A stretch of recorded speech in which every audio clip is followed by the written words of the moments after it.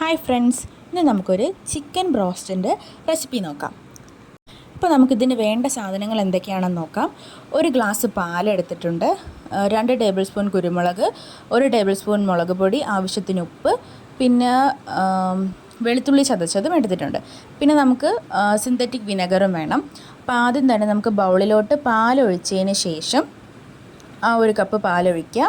അതിനുശേഷം നമുക്ക് 1 table spoon വിനാഗിരി ഒഴിച്ച് ഇതിനൊന്ന് മിക്സ് ചെയ്തിട്ട് 10 മിനിറ്റ് ഇതൊന്ന് അടച്ചു വെക്കണം. അത് നമുക്ക് ബട്ടർ മിൽക്കായിട്ട് കിട്ടാൻ വേണ്ടിയിട്ടാണ് നമ്മളിങ്ങനെ ചെയ്ത് വെക്കുന്നത്.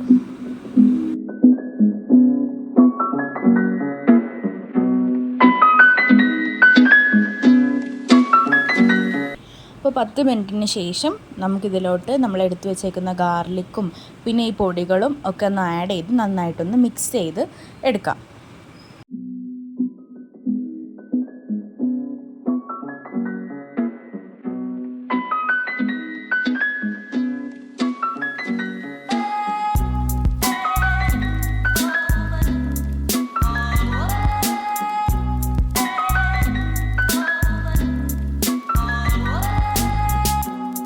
അപ്പോൾ ഇത് നന്നായിട്ട് മിക്സ് ചെയ്തതിന് ശേഷം നമുക്കിതിലോട്ടൊരു ഇത്തിരി ബേക്കിംഗ് സോഡ ആഡ് ചെയ്യാം. അതിനുശേഷം വീണ്ടും 2 ടേബിൾ സ്പൂൺ വിനെഗർ ആഡ് ചെയ്ത് നന്നായിട്ട് മിക്സ് ചെയ്ത് കൊടുക്കാം.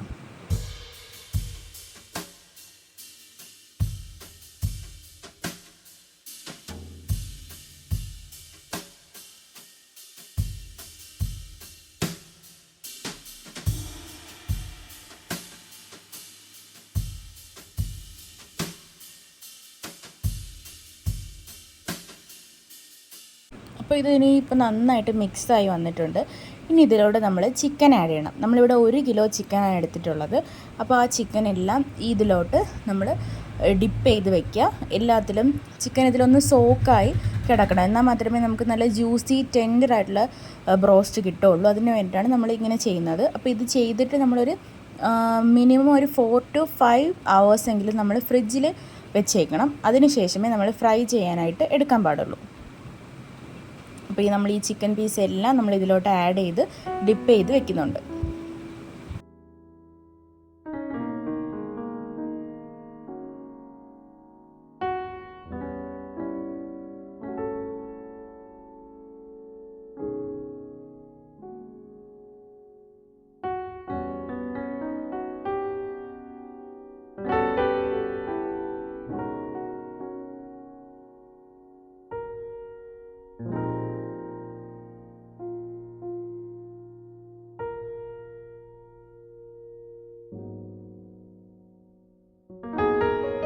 ഓരോ പീസായിട്ട് എടുത്ത് നമ്മൾ ഈ വീഡിയോയിൽ കാണുന്ന പോലെ തന്നെ ചെയ്യുക. എന്നിട്ട് നന്നായിട്ട് ഡിപ്പ് ചെയ്ത് മിക്സ് ചെയ്തതിന് ശേഷം നമുക്കിതൊന്ന് അടച്ച് ഫ്രിഡ്ജിലോട്ട് എടുത്ത് വയ്ക്കാം. ഇനി ഒരു 4-5 മണിക്കൂർ കഴിഞ്ഞിട്ട് നമുക്കെടുക്കാം. അപ്പോൾ 4-5 മണിക്കൂർ കഴിഞ്ഞിട്ട് ഇത് ഫ്രൈ ചെയ്യുന്നതിന് തൊട്ട് മുന്നേ ആയിരിക്കണം നമ്മൾ ബാറ്ററൊക്കെ റെഡിയാക്കാൻ വേണ്ടിയിട്ട്. അതിന് നമ്മൾ ഈ ഗ്ലാസ്സിൽ 2 കപ്പ് മൈദ എടുത്തിട്ടുണ്ട്. പിന്നെ അതിലോട്ട് ഈ ഒരു ബൗളിൽ നമ്മൾ അരിപ്പൊടി ഇട്ടിട്ടുണ്ട്. അരിപ്പൊടി അല്ലെങ്കിൽ നമുക്ക് കോൺഫ്ലവർ യൂസ് ചെയ്യാം. പിന്നെ ഒരു മുട്ട പൊട്ടിച്ചൊഴിക്കുന്നുണ്ട്. പിന്നെ അതിലോട്ട് ആവശ്യത്തിന് ഉപ്പ്, പിന്നെ നമ്മൾ ഗാർലിക്ക് ചതച്ചതിട്ട് കൊടുക്കുക. പിന്നെ നമ്മൾ ആവശ്യത്തിന് വെള്ളം ഒഴിച്ചിട്ട് നമ്മളൊന്ന് അതിനെ മിക്സ് ചെയ്തെടുക്കാം.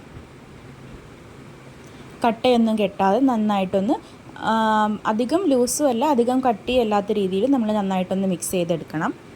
ഈ ഒരു കൺസിസ്റ്റൻസിയിൽ വേണം കിട്ടാനായിട്ട്.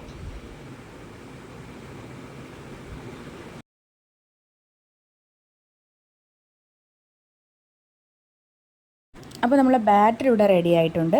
ഇനി നമുക്ക് വേറൊരു ബൗളിലോട്ട് 1 കപ്പ് മൈദ ഇട്ട് കൊടുക്കാം. അതിലോട്ട് ആവശ്യത്തിന് ഉപ്പ് ആഡ് ചെയ്ത് കൊടുക്കാം.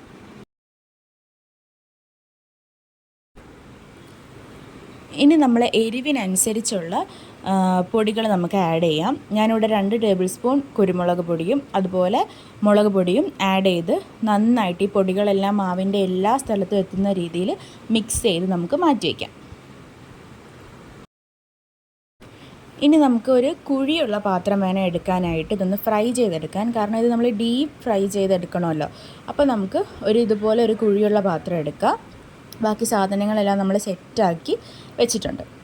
ഇനി അതിലോട്ട് നമുക്ക് എണ്ണ ഒഴിക്കാം. ഞാനിവിടെ സൺഫ്ലവർ ഓയിലാണ് എടുത്തിട്ടുള്ളത്. എണ്ണ ഒഴിച്ച് വയ്ക്കാം. അതിനുശേഷം നമുക്ക് ഓരോന്നായിട്ട് ചിക്കൻ ഈ ബാറ്ററിൽ ഡിപ്പ് ചെയ്ത് പിന്നെ ഈ പൗഡറിൽ ആ മിക്സിലോട്ട് കോട്ട് ചെയ്തിട്ട് നമുക്ക് എണ്ണയിലിട്ട് നല്ല ഡീപ്പ് ഫ്രൈ ചെയ്തെടുക്കാം.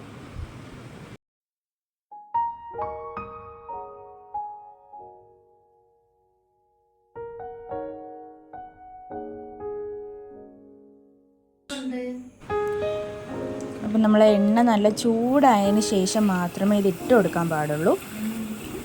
അപ്പോൾ ഓരോന്നോരോന്നായിട്ട് നമുക്ക് അതുപോലെ ഇട്ട് കൊടുക്കാം.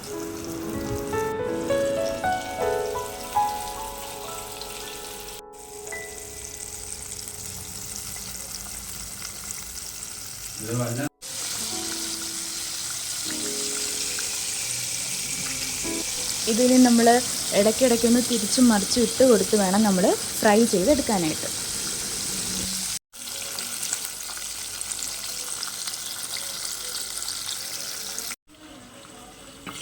അപ്പോൾ ഇത് നന്നായിട്ട് ഫ്രൈ ആയി വന്നിട്ടുണ്ട്. അപ്പോൾ ഇനി ഇത് നമുക്കൊരു പാത്രത്തിലോട്ട് മാറ്റി കൊടുക്കാം.